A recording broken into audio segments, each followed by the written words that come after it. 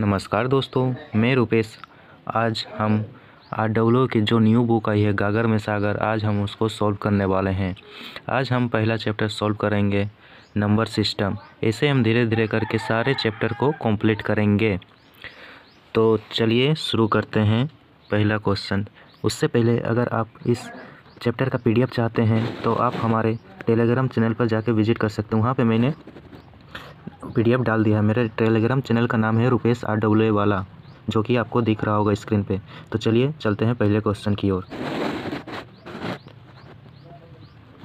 पहला क्वेश्चन हमारा बोलता है कि जब परिमेय और अपरिमेय को गुणा किया जाता है तो क्या आता है। पहला क्वेश्चन हमारा बोल रहा है परिमेय और अपरिमेय को गुणनखंड होगा तो क्या आंसर आएगा। तो दोस्तों, जब परिमेय और अपरिमेय संख्याओं को गुणनखंड किया जाता है तो ऐसा अपरिमेय संख्या आता है, तो इसका ऑप्शन बी सही आंसर हो जाएगा। आइए अभी चलते हैं क्वेश्चन नंबर 2 की ओर।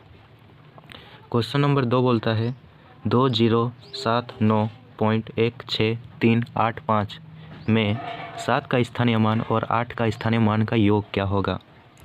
तो सबसे पहले हम 8 का स्थानीय मान देखेंगे। 8 पॉइंट के बाद कितने जीरो हैं, 3 जीरो हैं, उसके बाद 8 हैं।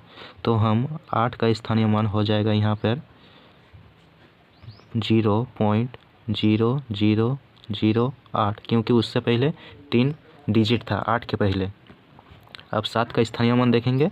7 का स्थानीय मान है 7 पॉइंट से इस बार है, तो इसके बाद 7 के एक बाद डिजिट है, तो 7 का स्थानीय मान 70 हो जाएगा। अब इन दोनों का योग निकालना है। जब इन दोनों का योग करेंगे तो 70.0008 यही इसका आंसर हो जाएगा। ऑप्शन नंबर ए इसका सही आंसर। तो चलिए अभी क्वेश्चन नंबर 3 करते हैं। क्वेश्चन नंबर 3 में बोला गया है 8, 9, 5, 6, 3, x, 8, 7 और y, ये जो डिजिट है ये 72 से डिजिबल है बोला गया है क्वेश्चंस में। उसके बाद फिर हमें निकालना क्या है, 7x माइनस का 3y इक्वल क्या होगा, ये हम लोग को निकालना है क्वेश्चन में। तो आपको पता होगा 8 और 9 72 का डिजिबल है।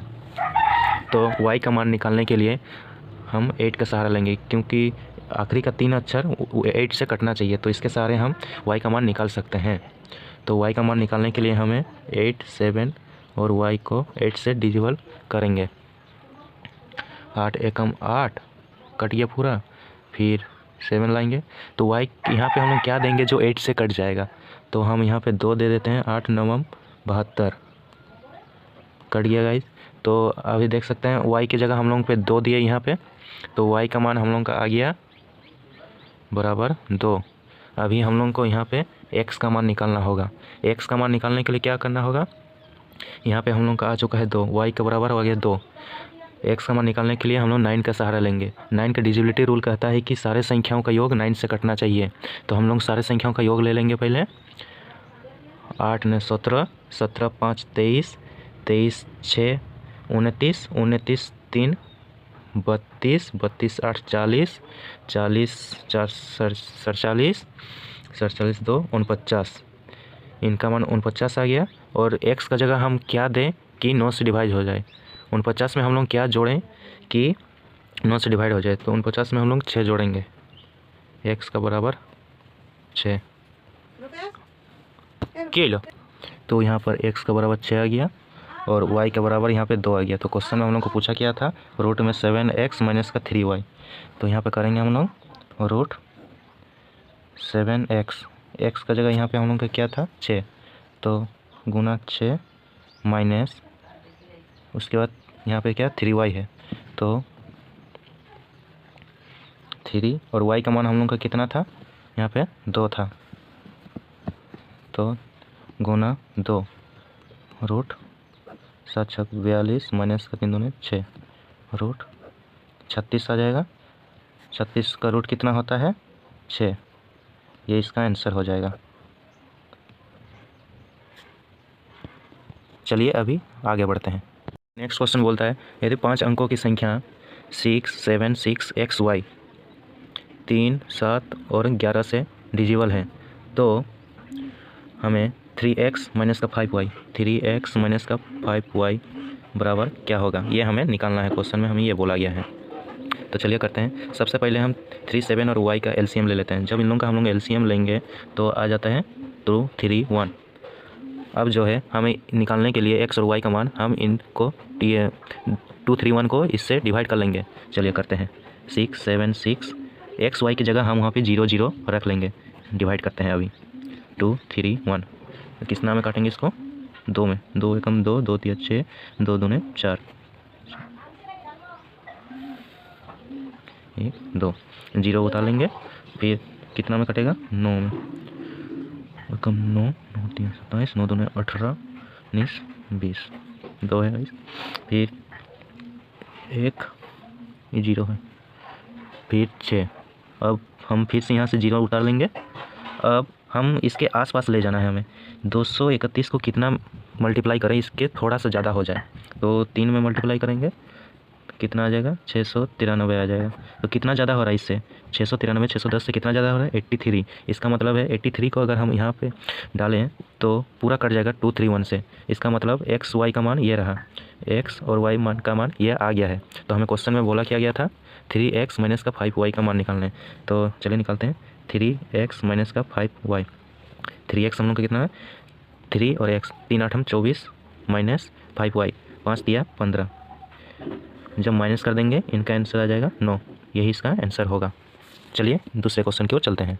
चलिए अब दूसरे क्वेश्चन की ओर बढ़ते हैं। दूसरा क्वेश्चन बोलता है 263 का मान 150 प्लस 263 का मान 151 प्लस 263 इसका 152।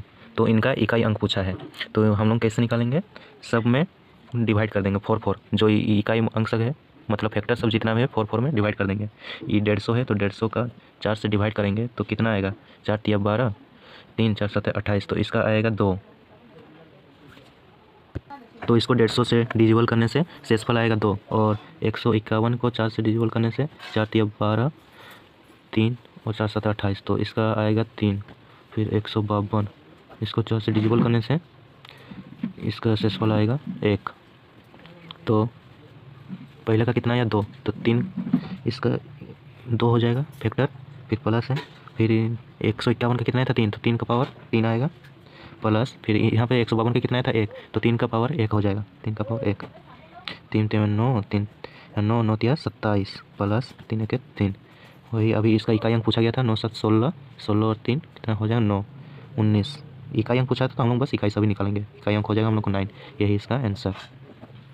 अभी दूसरा क्वेश्चन करते हैं। नीचे दी गई व्यक्ति में इकाई का अंक ज्ञात करें। क्वेश्चन हमें फैक्टर में दिया गया है, 1 फैक्टर प्लस 2 प्लस 3 प्लस 4, ऐसे ही डॉट डॉट करते हैं हम लोग का 20 तक दिया हुआ है। तो इसका इकाई अंक पूछा गया है।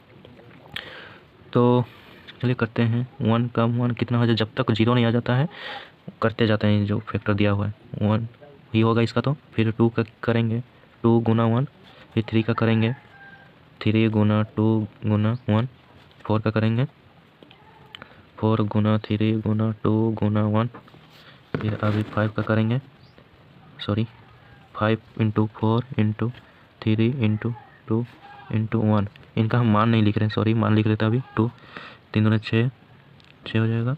फिर इसका 4 नंबर 24, अब इसका हो जाएगा 120। अभी 6 का निकालेंगे, 6 गुना 5 गुना 4 गुना 3 गुना 2 गुना 1, इसका आ जाएगा 720। तो हमें पूछा गया था इकाई अंक। अभी इसके बाद मतलब 5 से जितना भी हम लोग इधर करते जा रहे हैं सब 0 0 आते जा रहे हैं, देख सकते हैं इधर। तो इसका इकाई अंक क्या हो जाएगा हम लोग का, इसका इकाई अंक हम लोग का 0 ही होगा, क्योंकि 6 के बाद से सब 0 ही चल जा रहा है।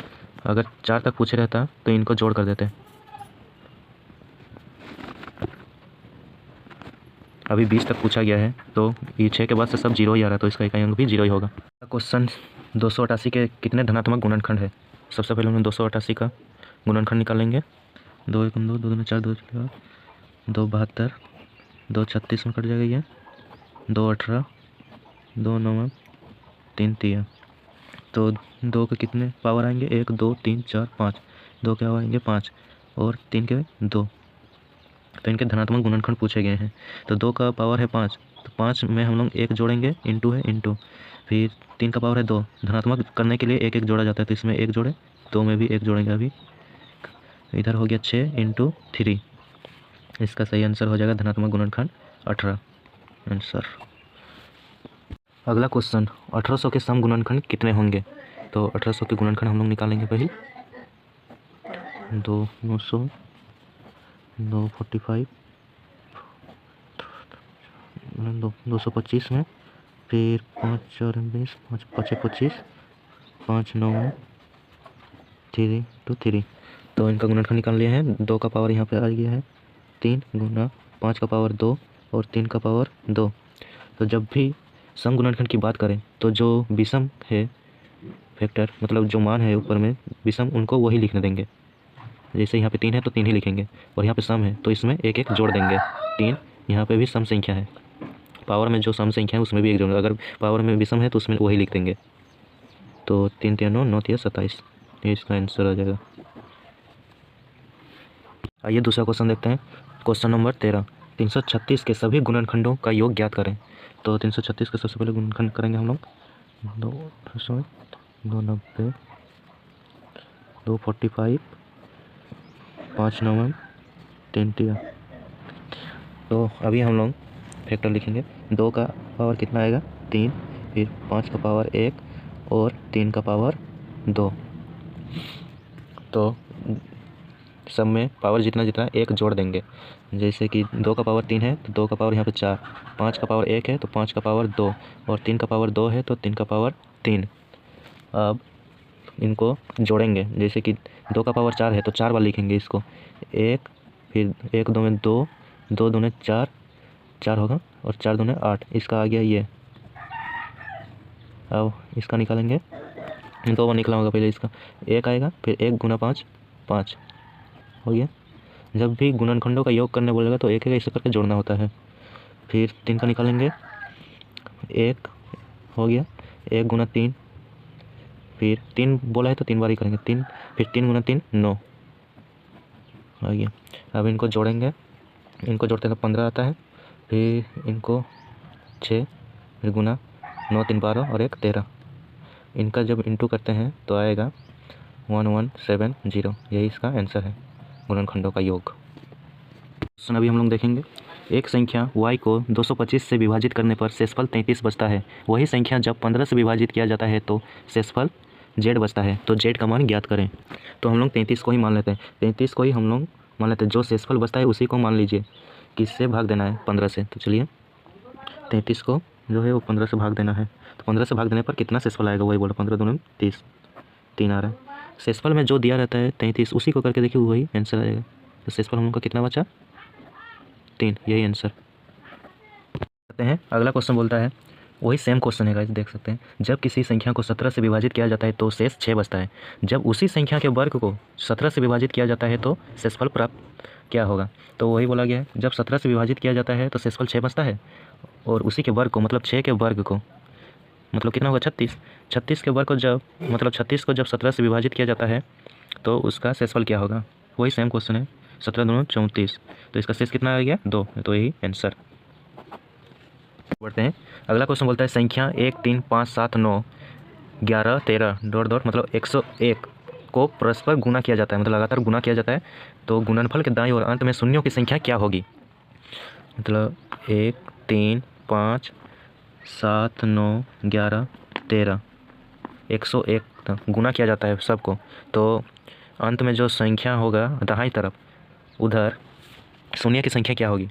तो आप नोटिस कर रहे होंगे यहाँ पे शून्य आने वाला कोई संख्या है ही नहीं।